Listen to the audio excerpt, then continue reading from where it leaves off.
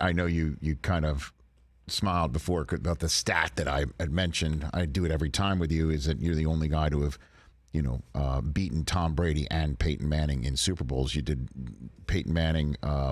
You beat him back in his day when he was with the Colts, and then you took care of Brady when you were with the Eagles.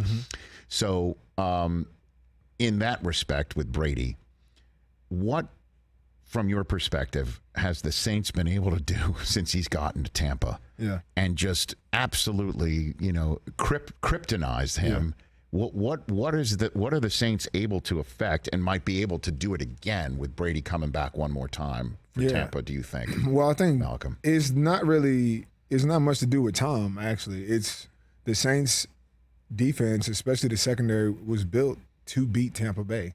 And so that rivalry and that kind of, competition was there before Tom got there. And so when you look at, those few years, you had myself matched up with Gronk. That was a good matchup. You have Lattimore on Mike Evans. It's a great matchup. C.J. Garner-Johnson's in the slot was on A.B. or Godwin. That's a great matchup.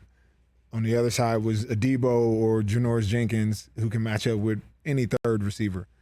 And so there's not like Tom Brady's whole game is take advantage of matchup issues. There are none when the Saints played the Tampa Bay Buccaneers. And I think that one year where we beat them twice and then they beat us in the playoffs, yes, they won that game off of running the ball and their defense taking the ball away.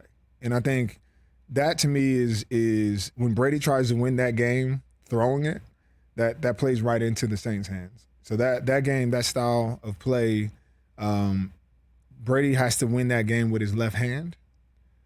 And I think that's what makes that matchup so interesting, so difficult for him, because what he does best, what works every single week, is not going to work against the Saints. So you're not there. Gronk's not there now. Right. They just got Kyle Rudolph, which makes you think maybe I find that funny. Like, well, the door's closed to Gronk. I don't know about that. Like, if Gronk calls up like around October, or Brady calls Gronk around October, November, and he says yes, they might find a few reps for him. But I bet. Right. So and Godwin's hurt.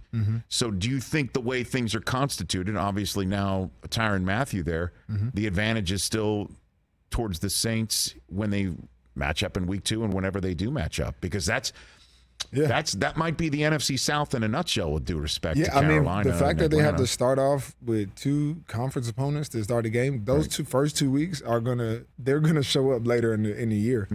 And so I think those are going to be really important games. And I think a lot of it's going to come down to less about Tom Brady against the Saints defense and more so, what will the Saints offense look like against the Tampa Bay defense? Because I've seen, we've seen the explosiveness of the Saints, and we know how that has been. Yes. We want to know if that's going to continue. But that Tampa Bay defense is the wild card. Like, when they show up, they make things happen. And so I think that's really the matchup that I'm looking at.